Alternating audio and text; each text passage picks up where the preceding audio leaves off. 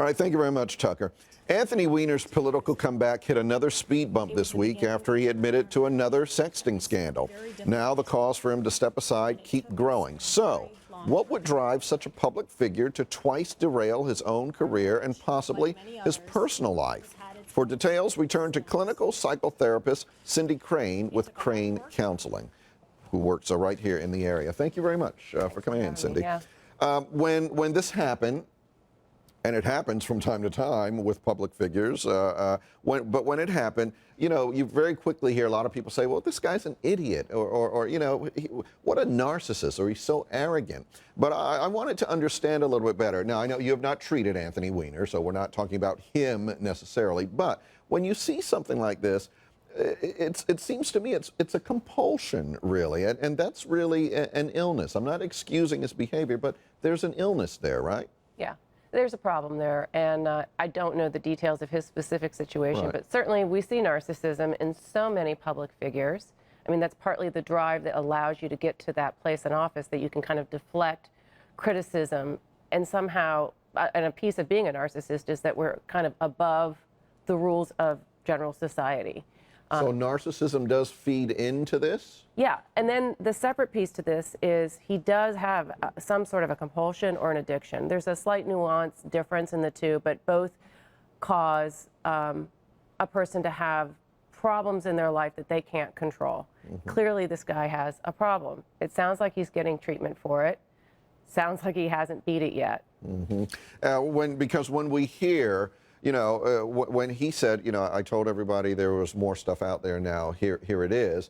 Okay, I think a lot of people would have gone, oh, okay, well, we get that. He was sexting, communicating with others back then. But when you hear that he did it as recently as last year after the resignation, and it sounds like during the time that he's been getting therapy, clearly that suggests that, that there needs to be more therapy, I guess.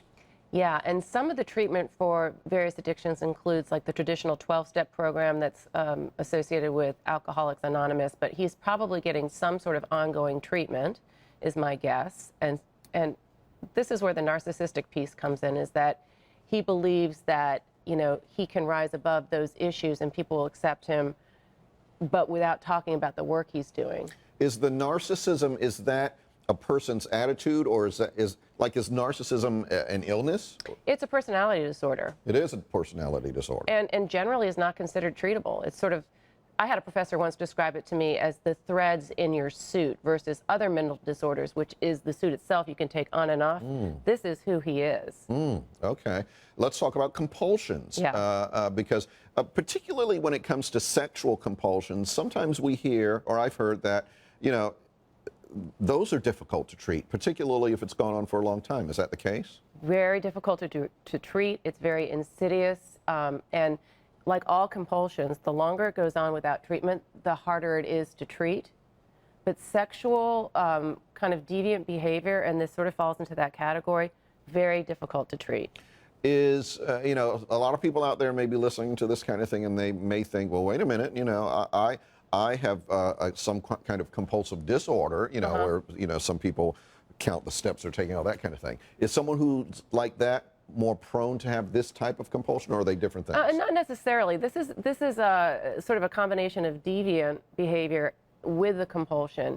And look, part of the high for him, I'm guessing, is the risk associated with this. A public figure, the chance of being caught again, his compulsion to be involved in this behavior is so great that he's willing to risk everything, and including, you know, hurting his wife over and over again. But see, and here's what most of us don't understand. I mean, obviously it's very complicated, because if you're a smart person, and clearly he's a smart person, if you're a smart person, you can think to some extent, I shouldn't be doing this because here are these risks, yet you still do it.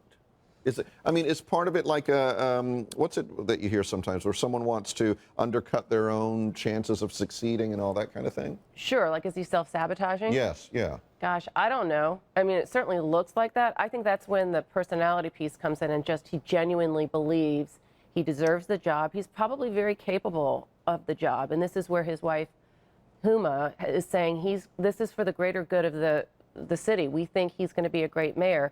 let's not look at these issues. He thinks he can separate himself from this because he really believes that he's qualified to do the job. Someone like Huma, and again, you're not treating them, but someone like his wife, is she in a way enabling him by continuing to stand by his side? Maybe.